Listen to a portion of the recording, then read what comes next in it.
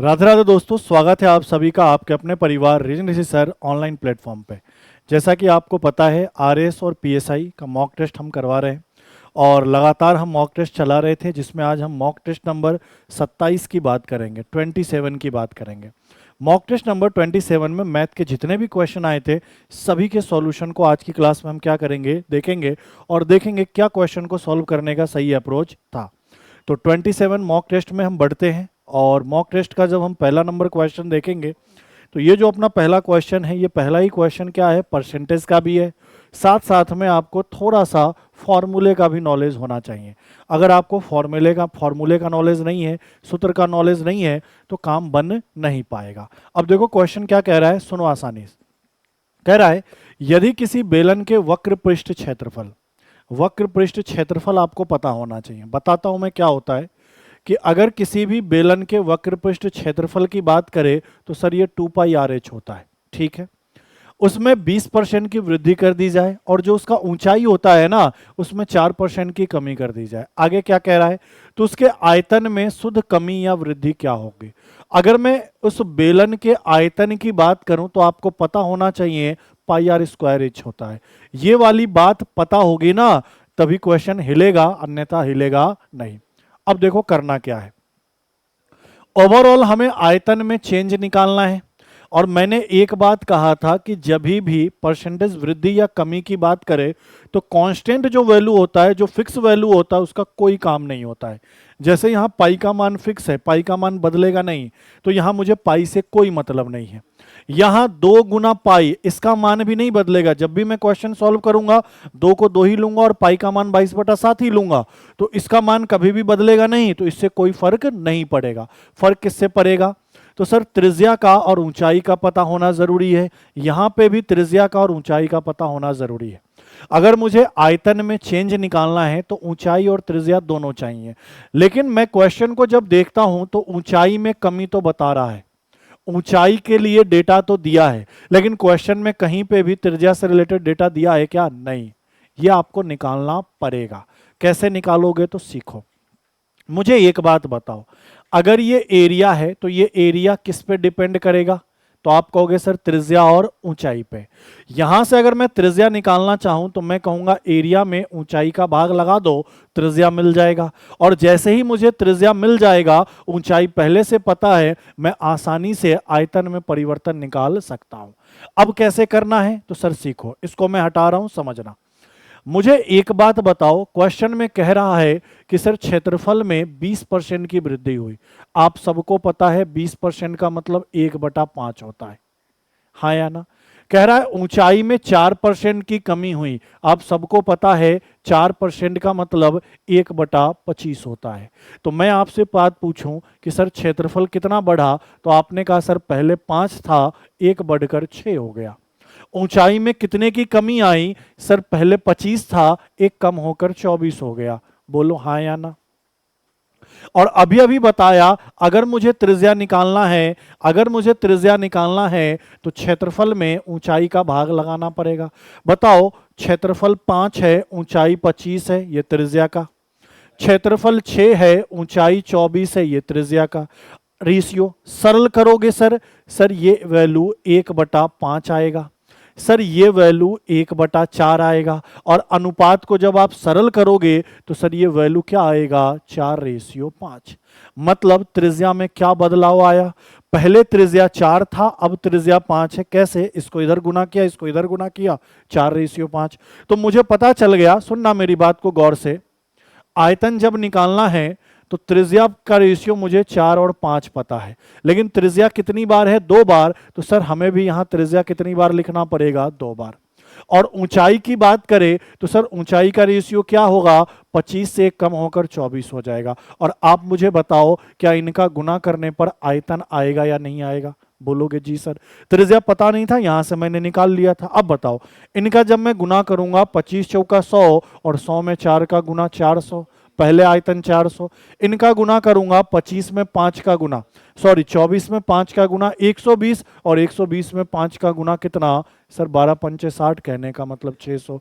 इनको और सरल कर दो सर, 200 से 2 बार, 200 से 3 बार। तो आपने क्या देखा सर, पहले आयतन 2 था, नया आयतन 3 है, मतलब आयतन 1 बढ़ रहा है। तो आयतन में वृद्धि हो रही है, इतना तो फिक्स हो गया है। 1 की वृद्धि हो रही है कितने में, 2 में, और गुना किसका सर, 100 का। सर 2 से यह वैल्यू कितनी बार कटेगा, 50 बार। तो आपने कहा सर पहले से आयतन 50% बढ़ेगा, जो कि ऑप्शन नंबर सी में दिया हुआ था। ये सारी चीजें पता है तो आसानी से निपट जाओगे, नहीं तो परसेंटेज का ये आसान सा क्वेश्चन छूट जाएगा। क्लियर है? चलिए अगले को देखो, हर लेवल का क्वेश्चन आपको करा रहा हूं ताकि आप मॉक टेस्ट जब दे तो आपको मजा आ जाए। ठीक है, क्वेश्चन नंबर दूसरा देखो क्या कह रहा है। साधारण ब्याज पर जमा की गई धनराशि 3 वर्ष में तो इतना हो गई और 2 वर्ष में इतना हो गई, मतलब 3 वर्ष का मिश्रधन 1020 है और 2 वर्ष का मिश्रधन 980 है। मिश्रधन होता क्या है सर, मिश्रधन होता है क्या सर, मूलधन में ब्याज जोड़ना।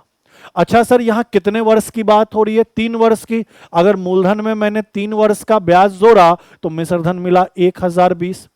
वैसे ही मैं मूलधन में जब 2 वर्ष का ब्याज जोड़ूंगा तो सर मिश्रधन कितना मिलेगा सर, 980। अब मुझे एक बात बताओ, अगर मैं इनको घटाऊंगा तो मूलधन से मूलधन कट जाएगा, 3 वर्ष में से 2 वर्ष घटकर 1 वर्ष बचेगा, और यहां इसको जब घटाऊंगा तो 40 बचेगा। तो यहां से मुझे पता चल गया कि सर 1 साल का साधारण ब्याज 40 है। क्वेश्चन में क्या पूछ रहा है, मूलधन। अगर सर मूलधन पूछ रहा है तो निकालना आसान है। मैं 2 साल का ब्याज इसमें से घटा दूं तब भी मूलधन आ जाएगा, 3 साल का ब्याज इसमें से घटा दूं तब भी मूलधन आ जाएगा। तो सर 1 साल का ब्याज 40 है, तो 2 साल का ब्याज 40 दूना 80, क्योंकि 2 साल का मिश्रधन ये था। घटाते ही मेरे पास मूलधन कितना आया, 900। और ऑप्शन नंबर ए इस क्वेश्चन का क्या है, बिल्कुल ही करेक्ट उत्तर। ठीक है, चलिए अगले को देखिए। अच्छा आगे बढ़ने से पहले इंपॉर्टेंट इंफॉर्मेशन है, समझिए। अगर आप रीजनिंग की बात करें, रीजनिंग पीएसआई की बात कर रहे हैं, इनके अगर मैं कोर्स की बात करूं तो ये कोर्स मात्र आपको 1000 में अवेलेबल हो जाएगा। और कोर्स में फीचर्स बहुत सारे हैं। एक तो कंप्लीट कोर्स है, ठीक है, हर तरीके से, बेसिक से, लॉजिक से, ट्रिक से, हर तरीके से आपको पढ़ाया गया है कोर्स में। साथ साथ में कंप्लीट टेस्ट सीरीज आपको मिलेगा। उसके बाद पीडीएफ नोट्स और सीट भी आपको अवेलेबल कराया जाएगा। ये कोर्स के अपने फीचर्स है। और मात्र कोर्स का दाम कितना है सर, प्राइस 1000।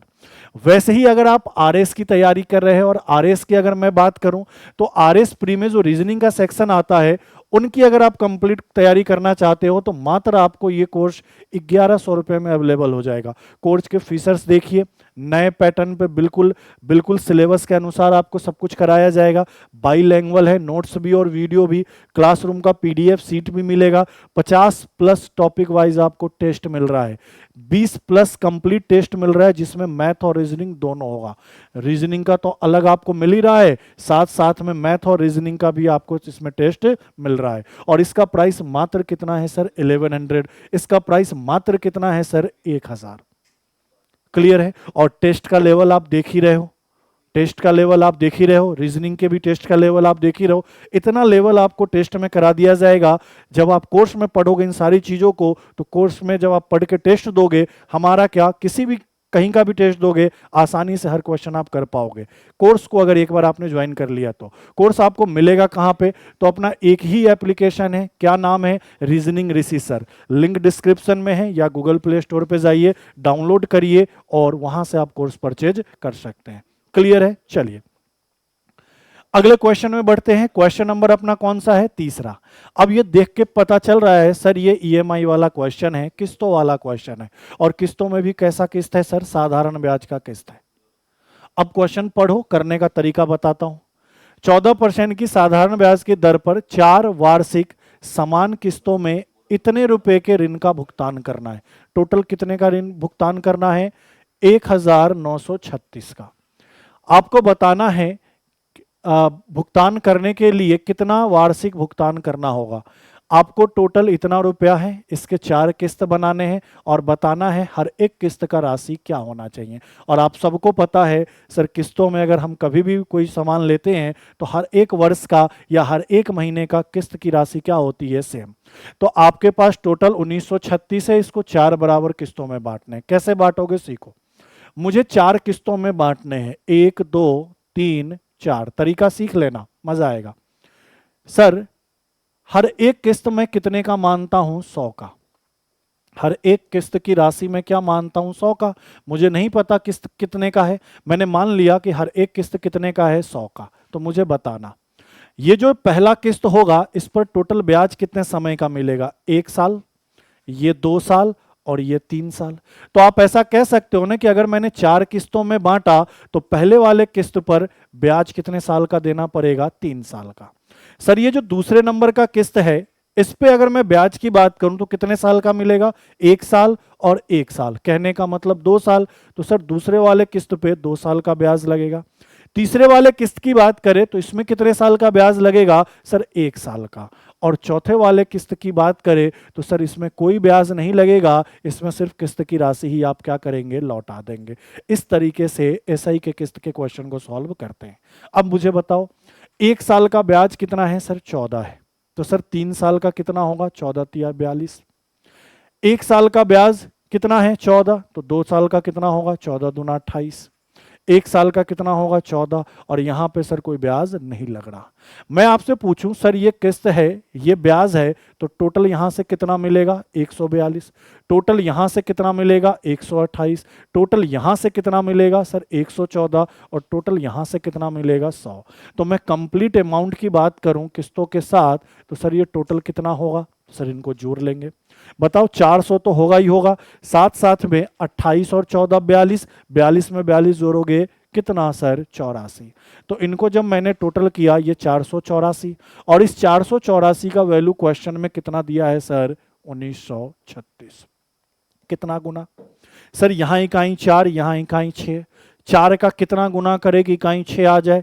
सर 9 गुना कर सकते हैं, 4 गुना कर सकते हैं। 9 गुना करेंगे तो 9 चौका 3600 के करीब में आएगा, 4 गुना करेंगे तो 4 चौका 16, उसके 1900 के आसपास आ जाएगा। तो सर कितना गुना कर दिया जाए? 4 गुना करके देख लो। 4 चौका 16, 8 चौका 32, 33, 16 और 3 19। तो आपने कहा यह वैल्यू कितनी बार में कटा? 4 बार में। रेशियो का मान 4। हमसे प्रत्येक किस्त का राशि पूछा कि प्रत्येक किस्त कितने का बना था, तो आपने कहा सर प्रत्येक किस्त की राशि 100, रेशियो का मान 4। तो आपने कहा सर प्रत्येक किस्त कितने रुपए का? 400 का। ऑप्शन नंबर डी क्या है इसका बिल्कुल ही सही उत्तर। अब हुआ क्या होगा? 400 400 400 400 1600 किस्तों से एक्स्ट्रा क्या बचा? ये जो भी इसका एक्स्ट्रा बचा वो आपको ब्याज देना पड़ा होगा। ठीक है, चलिए अगले क्वेश्चन को देखिए। क्वेश्चन नंबर 4 कह रहा है इस आंकड़े का बहुलक निकालिए। और बहुलक का एक सिंपल सा तरीका है, सबसे अधिक बार किसकी बारंबारता, सबसे अधिक बार कौन वैल्यू आया वही बहुलक। तो चेक करो भैया इसमें सबसे अधिक कौन सा दिख रहा है। कलर अपन करते हैं चेंज। सर 15 1 बार, 2 बार, 3 बार, 4 बार। 15 4 बार दिख रहा है। बताओ इसके अलावा कोई भी वैल्यू इससे ज्यादा दिख रहा है क्या? नहीं। 16 को देखो सर 3 बार है, 1 बार, 2 बार, 3 बार। 15 4 बार आ रहा है, सबसे अधिक बार 15 आ रहा है, तो 15 इसका क्या हो गया? बहुलक। इसमें इतना ही करना होता है, ज्यादा दिमाग नहीं लगाना होता। देख कर देख बताओ सबसे अधिक बार कौन कौन आया? 15 15 बहुलक, बात खत्म। अगले को देखो 5वें नंबर को। अब ये प्रोबेबिलिटी का क्वेश्चन है, सब कुछ कोर्स में अच्छे से सिखाया हुआ है आपको। क्या कह रहा है? एक थैले में 1 2 3 करके टोटल 30 क्रमांक वाली गेंदें हैं। मतलब 30 गेंद है, सब पे नंबर लिखा है 1 2 3 4 5 6 7 8 9 10 ऐसे करके। ठीक है, कह रहा थैले में से एक गेंद रैंडम रूप से निकाल लो। निकाल लो। फिर क्या कह रहा है? क्या प्रायिकता है कि निकाली गई गेंद पे जो संख्या लिखा है ना वो 4 से कट जाए या 6 से कट जाए। अब देखो सर क्या है, सब बेसिक से पढ़ाया है कि प्रोबेबिलिटी निकालने के लिए जो आउटकम चाहिए वो ऊपर और जो टोटल आउटकम होता है नीचे। तो पहले चाहिए क्या, पहले उसकी चर्चा कर लेते हैं। मेरे पास 1 से लेकर 30 तक नंबरिंग करके बॉल डाला हुआ है, और उस बॉल में से मुझे ऐसा बॉल निकालना है जो 4 से कट जाए या 6 से कट जाए। तो 4 से क्या कौन कौन कटेगा? जो 4 के पहाड़े में आ जाएगा। तो बताओ 4 के पहाड़े में 4, 4 दूनी 8, 4 तिहाई 12, 16, 20, 24, 28।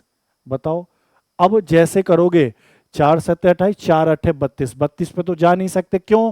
क्योंकि क्रमांक टोटल कितना तक लिखा है? 1 से 30 तक बॉल पे नंबरिंग डला है। तो सर 4 से कटने वाले बॉल कौन कौन से होंगे? 4 8 12 जिस पे लिखा होगा, 16 20 24 और 28। अगर 6 की बात करें तो 6 से कटने वाले कौन कौन होंगे सर, जो 6 के पारे में आएंगे? 6, 6 दूनी 12, 6 दूनी 12। और क्वेश्चन में कह रहा 4 या 6, तो सर 12 4 से कट गया तो 6 में इंक्लूड करेंगे क्या? नहीं, तो 12 नहीं लेंगे। 6 3 18, ठीक है। 6 चौका 24, 24 4 से तो कट ही रहा है, तो 6 से लेने की जरूरत है क्या? नहीं सर, 24 भी नहीं लेंगे। 6 पंचे 30, तो 6 से कटने वाले कौन कौन से बॉल होंगे? 6, 18 और 30। सर टोटल कितने हो गए? 1 2 3 4 5 6 7 8 9 10। तो सर एनी का वैल्यू कितना हो गया? 10। फेवरेबल आउटकम कितना हो गया? 10। सर टोटल आउटकम कितना होगा? तो सर टोटल गेंदे कितने हैं? 30, और 30 में से एक मतलब 30, 30C1 मतलब 30। प्रोबेबिलिटी निकाल दो, जो आउटकम चाहिए वो 10, टोटल कितना? 3। काट दो सर, इनकी प्रोबेबिलिटी क्या है? 1/3। कई बार ये परसेंटेज में भी दे देता है, तो घबराने की बात नहीं है। 1/3 का मतलब 33.33। ठीक है भाई, चलो अगले में देखो। अच्छा, आगे बढ़ने से पहले मैथ का टेस्ट, मॉक टेस्ट करा रहा हूं, समझ में चीजें आ रही है। अगर आप कंप्लीट मैथ लेना चाहते हैं पीएसआई से रिलेटेड, तो आपको ये कंप्लीट मैथ हमारे ऐप पे 900 रुपये में अवेलेबल हो जाएगा। मात्र प्राइस कितना है? 900। कोर्स के फीचर्स देख लीजिए, न्यू कंप्लीट कोर्स है, सब कुछ नए तरीके से पढ़ाया गया है। और ध्यान देना, मैथ के अंदर बहुत कुछ एक्स्ट्रा भी पढ़ाया हूँ पीएसआई के अंदर। तो कहीं से कैसे भी क्वेश्चन अगर घुमाने की कोशिश करें ना, गलती से अगर आरएस का भी अगर पैटर्न पकड़ लेना, तो भी आप सारे क्वेश्चन आसानी से कर लोगे, इतना डीपली यहाँ पढ़ाया है। साथ साथ में पीडीएफ नोट सीट बाईलैंग्वेज मिलेगा, उसके साथ टेस्ट सीरीज मिलेगा, टॉपिक वाइज भी मिलेगा और कंप्लीट टेस्ट सीरीज भी आपको मिलेगा। मात्र प्राइस इसका कितना है? 900। कोर्स कहाँ पे मिल जाएगा? तो रीजनिंग रिसीसर एप्लीकेशन को डाउनलोड कर लो, और इसको तो डाउनलोड कर ही लो, क्योंकि बहुत सारी चीज़ें आपके लिए अवेलेबल हो जाती है यहाँ पे। तो रीजनिंग रिसीसर एप्लीकेशन को लिंक में डिस्क्रिप्शन होगा, वहाँ से आप करें, सॉरी डिस्क्रिप्शन में लिंक है, वहाँ से कर लीजिए, या गूगल प्ले से इसको क्या कर लीजिए? डाउनलोड कर लीजिए, और वहाँ जाके फिर आप ये कोर्स परचेज कर सकते हैं। अगले क्वेश्चन की बात करते हैं। क्वेश्चन नंबर 6 कह रहा है 75, 73, 78 और 76, 75, 73, 78 और 76, इन सबको गुना करिए और 34 से भाग लगाइए, तो बताइए शेषफल क्या आएगा? तो क्या गुना करना पड़ेगा? नहीं, बिल्कुल गुना नहीं करना है। करने का तरीका क्या होगा ये सीखो। मुझे कह रहा है 75, 76, सॉरी 73, 78 और 76 में भाग किसका लगाना है? 34 का, और बताना है कि रिमाइंडर क्या होगा, ये हमें निकाल कर लाना है। कैसे करेंगे? तो सर गुना ना करके एक एक करके काम करते हैं। कैसे?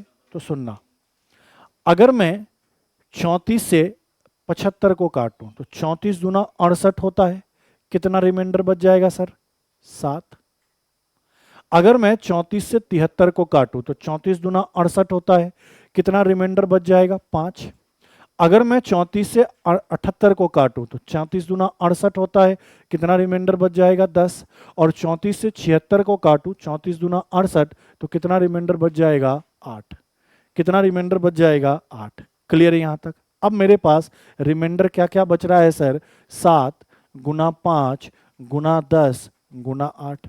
अब क्या है, या तो इन सबको गुना करके देखो, इन सबको गुना करने पर वापस 34 से भाग लगाओ, नहीं तो ऐसे कर लो ना सर, ये 7 गुना 5 35 और ये 10 गुना 8 80। अब मैं अगर 35 से 34 से 35 को काटूं, 34 से, क्योंकि भाग तो 34 का लगा रहे हैं, 34 से 35 को काटूं तो रिमाइंडर कितना बचेगा? 1। 34 से 35 को काटूं, रिमाइंडर कितना बचेगा? 1। 34 से 80 को काटूं तो मुझे बताओ, 34 दूना 68, रिमाइंडर कितना बचेगा? 12। इनको गुना किया 12। अब ये 12 34 से छोटा है, तो सर 12 ही क्या हो जाएगा? रिमाइंडर। ऑप्शन नंबर बी इस क्वेश्चन का क्या है? बिल्कुल ही करेक्ट उत्तर।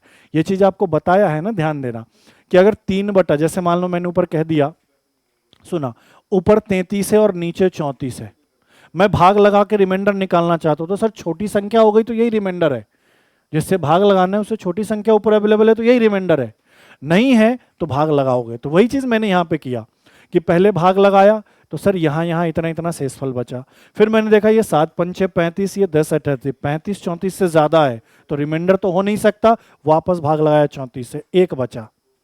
एक तो 34 से कम है, रिमाइंडर हो सकता है। फिर 80 में 34 का भाग लगाया सर, 12 बचा। 12 गुना 1 किया 12, 12 34 से कम है तो सर यही रिमाइंडर होगा, 12 मेरा क्या होगा, रिमाइंडर। इस तरीके से करते हैं, पूरा गुना नहीं करना है। अगले को देखो 7, क्या कह रहा है, 14 सेंटीमीटर त्रिज्या वाले एक वृत्त के शेष भाग का क्षेत्रफल क्या होगा जब उसमें से अधिकतम संभावित क्षेत्रफल वाला एक वर्ग काट लिया जाए। अब देखो ये क्वेश्चन बहुत ही आसान है। ऐसा कह रहा है कि एक सर्कल है, अधिकतम संभावित वाला वर्ग काटना है, त्रिभुजा वाला। तो सर अधिकतम संभावित भुजा वाला वर्ग यही तो काट सकते हैं। अब इसके अलावा ये वाला जो भाग बच रहा है ना वर्ग काटने पर, ये वाला भाग, ये वाला भाग, ये वाला भाग, ये वाला भाग, इसी का एरिया पूछ रहा है। कैसे निकलेगा? तो सर जो वृत्त का एरिया होगा, ये सर्कल का एरिया होगा, क्या होता है सर, पाई आर स्क्वायर। उसमें से इस वर्ग का एरिया जो कि क्या होता है, भुजा स्क्वायर, घटा दे तो इस हरे कलर वाले का एरिया आ जाएगा। बोलोगे जी सर। अब सारा कैलकुलेशन इसके लिए करना है क्या, तो देखो त्रिज्या कितनी है सर, 14 है। त्रिज्या क्या होती है सर, यहां से यहां तक की दूरी। तो सर विकर्ण इसका कितना हो जाएगा, 28 हो जाएगा। वर्ग का विकर्ण कितना हो जाएगा, 28। त्रिज्या कितनी है सर, 14 है। वर्ग का विकर्ण कितना हो गया, 28। क्योंकि ऐसे केस में जो वृत्त का व्यास होगा, जो वृत्त का व्यास होगा वही क्या होगा, वर्ग का विकर्ण। यहां से यहां तक त्रिज्या, यहां से यहां तक त्रिज्या, तो ये क्या है, विकर्ण। ये क्या है, व्यास, और व्यास ही क्या होगा वर्ग के लिए, विकर्ण। तो सर व्यास 28 तो विकर्ण भी कितना, 28। ठीक है, अब मुझे बताओ इसका एरिया निकालना है, तो मैं क्या कहूंगा, 22/7। त्रिज्या का मान पहले से पता है 14, तो 14 का स्क्वायर, 14 गुना 14। अब अगर वर्ग का एरिया निकालना है तो मुझे इसकी भुजा निकालनी होगी। तो मुझे बताओ वर्ग का विकर्ण क्या होता है, √2 गुना भुजा, और इसका मान कितना दिया हुआ है, 28। तो अगर मैं भुजा निकालूं तो मैं यही तो कहूंगा 28/√2। और अगर एरिया निकालना है तो भुजा का स्क्वायर ही तो करना है, 28/√2, 28/√2। इतना सा काम था। अब इनको सॉल्व कर लेना है, आंसर आ जाएगा। चलिए सॉल्व करते हैं। देखो 7 से यह वैल्यू कितनी बार, 2 बार। अच्छा ये √2 में √2 का गुना 2 होगा, और 2 से यह वैल्यू कितनी बार, 14 बार। अब या तो इनको गुना करो, इनको गुना करो, घटाओ, या थोड़ा सा सोचो, 14 दोनों में कॉमन है तो 14 कॉमन निकाल ले। अंदर में क्या बचेगा, 22 दूना 44 माइनस कितना, 28। अब मुझे बताओ ये तो 14 हो गया, और 44 में से 28 घटाएं तो 16 होगा। 16 गुना 14 करना है, 14 दाही 140, और 14 छक कितना, 84। 140 और 84, 224। ऑप्शन नंबर सी क्या होगा इसका बिल्कुल ही करेक्ट उत्तर, कि सर बचे हुए भाग का एरिया क्या होगा, 224 सेंटीमीटर स्क्वायर। ये अपने बचे हुए भाग का क्या होगा, क्षेत्रफल। क्लियर है? तो क्वेश्चन को अच्छे से पढ़ेंगे, अप्लाई करेंगे, फॉर्मूला दिमाग में, सब कुछ आसानी से हो जाएगा। अगले को देखो क्वेश्चन नंबर 8। क्या कह रहा है, एक व्यक्ति का व्यय और बचत का अनुपात दिया है। किसका किसका दिया है सर, खर्च का और बचत का अनुपात दिया है 4 और 3। तो मैं 400 और 300 ले लेता हूं कैलकुलेशन को आसान बनाने के लिए। तो क्या इनकम 700 हो जाएगा, खर्च और बचत 4 और 3, तो 400 300, तो इनकम कितना, 700। अब क्या कह रहा है, जो बचत है ना, आय का 1/5 भाग से बढ़ जाता है। मतलब आय मेरे पास कितना है सर, 700। 700 का 1/5 भाग कितना होता है सर, 140। बचत को 140 से बढ़ा देना है, यही वाली बात कहना चाह रहा है। तो नया बचत कितना होगा, 440। लिखा है साफ साफ, जो बचत है ना, आय का 1/5 से बढ़ा दो, तो इनकम 700, 700 का 1/5 140, 140 बचत में बढ़ा दो, और आय उतनी ही रहती है, लिख भी दिया है, और आय उतनी ही रहती है। मतलब नया बचत तो ये होगा, देखो नया बचत तो ये होगा, लेकिन नया इनकम अभी भी 700 है, ऐसा कह रहा है करने के लिए। तो आप वही रखो, पहले 700 अब 700। तो उसके व्यय और बचत का अनुपात क्या होगा, तो मुझे अब बता दो। अब सर नया इनकम अभी भी 700, लेकिन नया बचत 440, तो नया खर्च कितना लिखना चाहिए? 700 माइनस 440। 700 माइनस 440 कितना होता है? 260। और इसी का हमसे क्या पूछ रहा है? रेशियो। तो काट लो और रेशियो निकाल दो। सर ये 0 से 0 गया, 2 से यह 13 बार और 2 से यह 22 बार, तो रेशियो क्या होगा? 13 और 22। ऑप्शन नंबर सी क्या है? बिल्कुल ही करेक्ट उत्तर। क्लियर है? चलिए अगले को देखिए। अच्छा, यहां पे आप चाहते हैं कि कॉम्बो कोर्स आपको लेना है कि नहीं सर, मैं मैथ और रीजनिंग को एक साथ ही परचेज करना चाहता हूं, चाहे तो पीएसआई के लिए या फिर आरएस के लिए, तो ये भी अवेलेबल है अपने ऐप पे। ठीक है, कोर्स का प्राइस क्या रहेगा? तो आरएस के लिए अगर आप मैथ और रीजनिंग एक साथ लेना चाहते हैं तो इसका कंप्लीट जो प्राइस होगा वो 1600 का होगा। साथ साथ में पीएसआई के लिए रीजनिंग और मैथ लेना चाहते हैं तो कंप्लीट प्राइस क्या होगा? 1500 का। और फीचर्स तो सारे आपको मिलेंगे, जो आपको सिंगल में मिलेगा वो आपको कॉम्बो में भी सारा का सारा फीचर्स आपको मिल जाएगा। तो कोर्स परचेज कर लीजिएगा कहाँ से? रीजनिंग रिसीसर एप्लीकेशन को डाउनलोड करके। चलिए अगले क्वेश्चन में बढ़ते हैं। क्वेश्चन नंबर कौन सा? 9। अब देखो क्वेश्चन नंबर 9 क्या कह रहा है, तो कह हमसे ये रहा है कि एबीसी ने एक व्यवसाय शुरू किया और इस प्रकार धन निवेश किया कि ए के हिस्से का 2 गुना, बी के हिस्से का 4 गुना और सी के हिस्से का 6 गुना आपस में क्या है? बराबर है। तो पहले बराबर करो। सर जो ए का हिस्सा था उसका 2 गुना, सर जो बी का हिस्सा था उसका 4 गुना और जो सी का हिस्सा था 6 गुना, इन सबको बराबर करें। तो यहां से फिर ए, बी और सी के इन्वेस्टमेंट का रेशियो निकल जाएगा। कैसे निकालते हैं? तो सिखा रखा है रेशियो में। सर इसका वैल्यू निकालना, इसको गायब करो, बाकी को गुना करो, 6 चौका 24। इसका रेशियो निकालना, इसको गायब करो, बाकी को गुना करो, 6 दूनी 12।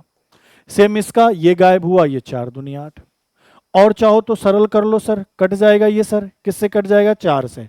6, 4 से 3 और 4 से 2। तो इनके इन्वेस्टमेंट का रेशियो कितना आया? 6, 3, 2। सर टोटल कितना ये दिख रहा है? सर 11। और इसी 11 का वैल्यू क्वेश्चन में कितना दिया है? 44,000। कितना गुना सर? 4 और 3 जीरो बैठा दोगे, 4000 गुना। किसका हिस्सा पूछा है? ए का। ए का कितना है? 4000 गुना 6, कहने का मतलब कितना? 24,000। ए का हिस्सा कितना? 24,000। ऑप्शन नंबर कौन सा? सी इस क्वेश्चन का क्या है? बिल्कुल ही करेक्ट उत्तर। क्लियर है? चलो ये तो आसान था। अगले को देखो, अब डीआई है। लास्ट अपन डीआई से ही कर रहे हैं। देखो डीआई का क्वेश्चन क्या कह रहा है। कौन सा डीआई है? सबसे पहले ये लाइन ग्राफ है। 4 तरह के डीआई पढ़ने, ये भी ध्यान रखना। लाइन ग्राफ है। अब लाइन ग्राफ में सबसे पहले तो इंस्ट्रक्शन पढ़ो क्या कह रहा है। दिए गए ग्राफ के आधार पर डायरेक्ट क्वेश्चन ही है कि 1995 से 2015 तक CO2 की आर्द्रता में कितने प्रतिशत का परिवर्तन हुआ, ये बताओ। किसकी बात कर रहा है? 1995 2015। तो पूरे ग्राफ में 1995 यहां है और 2015 यहां है। अच्छा, 1995 में CO2 कितना है? 360। और 2015 में CO2 कितना है? 400। सर कितने का बदलाव दिख रहा है यहां से यहां तक का? 40 का। 40 ही तो बढ़ रहा है, परिवर्तन 40 का हो रहा है। तो आपने कहा सर 40 बढ़ रहा है, कितने में सर? 360 में। और गुना किसका सर? 100 का। परसेंटेज वैल्यू निकालना है। 40 बढ़ा कितने में? 360 में। बताओ 40 का ये 9 गुना होगा। और आप सबको पढ़ा रखा है क्लास के अंदर कि सर 100/9 या 1/9 का मतलब परसेंटेज वैल्यू क्या होता है? 11.11%। कुछ ऐसी चीजें हैं, ये सारी चीजें आपको पता होंगी तो पेपर में टाइम भी बचेगा और सारे के सारे क्वेश्चन भी आप कंप्लीट करके आओगे। इसके लिए मॉक तो लगाना ही है, साथ साथ में आपको पूरा कंप्लीट कोर्स भी अच्छे से पढ़ना पड़ेगा। और मैंने पूरे डिटेल्स में क्लास में आपको पढ़ा रखा है, एक एक चीज और पूरे डेप्थ में पढ़ा रखा है।